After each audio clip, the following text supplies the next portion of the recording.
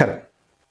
ബി.ജെ.പിയിൽ നിന്ന് കിട്ടുന്ന നക്കാപ്പിച്ച അല്ലെങ്കിൽ അധികാരം എന്ന് പറയുന്ന അപ്പക്കഷ്ണം അത് നിലനിർത്തുന്നതിനു വേണ്ടി എന്ത് ഊളത്തരവും പറയുക എന്നതാണ് ചിലരുടെയൊക്കെ ഒരു അവസ്ഥ. പി.സി. ജോർജിനെ കുറിച്ചും അതുപോലെ തന്നെ അബ്ദുള്ള കുട്ടിയെ കുറിച്ചും ഒക്കെ പറയുമ്പോൾ അങ്ങനെ ചിന്തിക്കാതിരിക്കാൻ കഴിയുന്നില്ല. ഈ കഴിഞ്ഞ ദിവസം പി.സി. ജോർജ് സ്വന്തം പിതാവിനെ പോലും മാറ്റി പറഞ്ഞു. സ്വന്തം അമ്മയെ പറയിപ്പിക്കുന്ന രീതിയിലുള്ള ചില പരാമർശങ്ങൾ പി.സി. ജോർജിന്റെ ഭാഗത്തു നിന്നുണ്ടായി. എനിക്ക് ആകെ ഒരു തന്തയേ ഉള്ളൂ, ആ തന്ത നരേന്ദ്രമോദിയാണ്, തൽക്കാലം പാർട്ടി മാറാൻ ഉദ്ദേശിക്കുന്നില്ല എന്നാണ് പി.സി. ജോർജ് പറഞ്ഞത്. ഒരുപാട് വിടുവായത്തരം പി.സി. ജോർജ് പലപ്പോഴും പറഞ്ഞിട്ടുണ്ട്. പക്ഷേ ഇങ്ങനെ ഒരു വാക്ക്, സ്വന്തം പിതാവിനെ മോശക്കാരനാക്കുന്ന അല്ലെങ്കിൽ സ്വന്തം മാതാവിനെ പറയിപ്പിക്കുന്ന ഒരു വാക്ക് ഒരിക്കലും നമ്മൾ ആരും എത്ര അധപ്പതിച്ചാലും അത് പറയാറില്ല.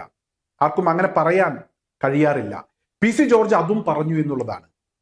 എങ്ങനെയെങ്കിലും ബി.ജെ.പിയിൽ നിന്ന് കിട്ടുന്ന അധികാരം എന്ന് പറയുന്ന അപ്പക്കഷ്ണം അത് നിലനിർത്തണം. മറ്റെവിടെയും എടുക്കാത്തൊരു കാശാണ് പി.സി. ജോർജ്. അതെല്ലാവർക്കും അറിയാം. നാട്ടുകാർക്കൊന്നും പി.സി. ജോർജിനെ വേണ്ട. എന്തായാലും ബി.ജെ.പിയെ സംബന്ധിച്ചിടത്തോളം ആ പാർട്ടിക്ക് പി.സി. ജോർജ് ഇപ്പോൾ ഒരു ഭാരമാണ്. പൂഞ്ഞാറിൽ മാത്രം 4,45,00,000 രൂപ തിരഞ്ഞെടുപ്പ് ഫണ്ടുമായി ബന്ധപ്പെട്ട് ചെലവഴിച്ചതിന്റെ കണക്ക് എനിക്ക് തന്നു എന്ന് പി.സി. ജോർജാണ് പറഞ്ഞത്. ഇത്രമാത്രം തുക ബി.ജെ.പിക്ക് ആ ഒരു മണ്ഡലത്തിൽ ചെലവഴിക്കാൻ എവിടെ നിന്ന് വന്നു, അതിന്റെ കണക്ക് കാണിക്കേണ്ടി വരും എന്നൊക്കെ പറഞ്ഞപ്പോൾ പി.സി. ജോർജ് ഇപ്പോൾ ആകെ മലക്കം മറിയുകയാണ്. എന്നാലും പി.സി. ജോർജിന്റെ ഈ ഒരു പരാമർശം ബി.ജെ.പിയെ വെട്ടിലാക്കിയിരിക്കുകയാണ്. കേരളത്തിലെ 140 മണ്ഡലങ്ങളിൽ ഇതുപോലെ പണം ചെലവഴിച്ചിട്ടുണ്ടെങ്കിൽ ബി.ജെ.പി എത്ര കോടി രൂപ കേരളത്തിൽ മാത്രം തിരഞ്ഞെടുപ്പ് ഫണ്ട് ചെലവഴിച്ചിട്ടുണ്ടാകും, അതും ഒരു പ്രതീക്ഷയും ഇല്ലാത്ത സംസ്ഥാനത്ത്. ഇതാണ് കേരളത്തിലെ അവസ്ഥയെങ്കിൽ പ്രതീക്ഷയുള്ള മറ്റ് സംസ്ഥാനങ്ങളിൽ എത്ര കോടി രൂപ ചെലവഴിച്ചിട്ടുണ്ടാകും? ഇത്തരത്തിലുള്ള ചോദ്യങ്ങൾ ഉയർന്നു വരുമ്പോൾ പി.സി. ജോർജ് മലക്കം മറിയുന്നു, ബി.ജെ.പി വെട്ടിലായിരിക്കുന്നു എന്നുള്ളതാണ്.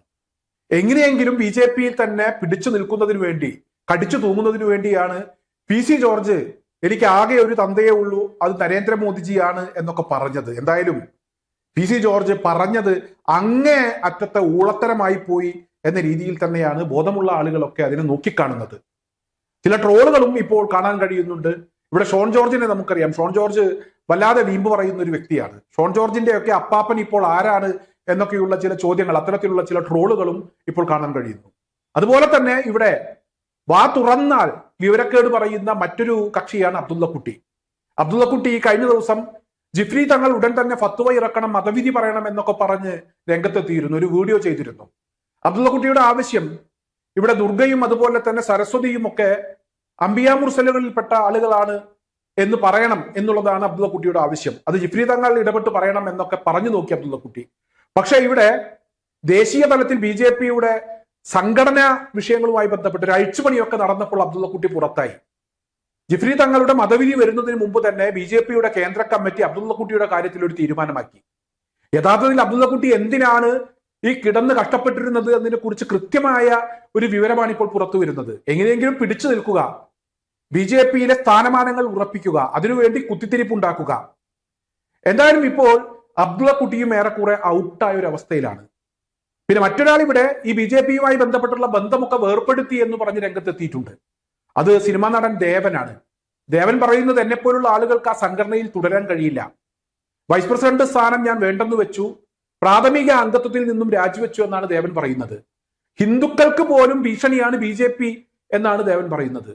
ഒരു കാര്യം എല്ലാവരും മനസ്സിലാക്കുക, ഹിന്ദുക്കൾക്ക് മാത്രമല്ല മനുഷ്യർക്ക് മൊത്തത്തിൽ ഭീഷണിയാണ് ഈ പാർട്ടി. ഇവരെ സംബന്ധിച്ചിടത്തോളം ജാതിയും മതവും ഒന്നുമില്ല. നിരീശ്വരവാദം പറഞ്ഞിരുന്ന വി.ഡി. സവർക്കർക്ക് പുറകെയാണ് ഇവർ പോകുന്നത്. അതേസമയം മറ്റൊരു ഭാഗത്ത് ഇവർ ജാതിയും വിശ്വാസവും ഒക്കെ പറയും. എന്തായാലും നിലനിൽപ്പാണ്, സാമ്പത്തികമാണ്, ആമാശയ പ്രശ്നമാണ് ഇവരുടെ രാഷ്ട്രീയം. അതിനുവേണ്ടി ഇവർ എന്തും കാണിക്കും. ആരെ വേണമെങ്കിലും തള്ളിപ്പറയും, ആരെ വേണമെങ്കിലും തട്ടും. ഇതൊക്കെ നമ്മൾ കണ്ടതാണ്. കലാപം ഉണ്ടാക്കുക, എന്നിട്ടും പിടിച്ചു നിൽക്കാൻ ശ്രമിക്കുക, നിലനിൽപ്പിനു വേണ്ടി കലാപങ്ങൾ സംഘടിപ്പിക്കുക, ഇതൊക്കെ ബി.ജെ.പി പല സമയങ്ങളിൽ അവർ പയറ്റി വിജയിച്ച തന്ത്രങ്ങളാണ്. അതിലപ്പുറം മറ്റു തന്ത്രങ്ങളൊന്നും ഇവരുടെ കൈവശമില്ല. ആ തിരിച്ചറിവ് ദേവനുണ്ടായി. എന്നാൽ മറ്റു ചില ആളുകൾക്ക് ആ തിരിച്ചറിവില്ലാതെ വീണ്ടും അവിടെ കടിച്ചു തൂങ്ങുന്നതിനു വേണ്ടിയുള്ള ശ്രമങ്ങൾ നടത്തി.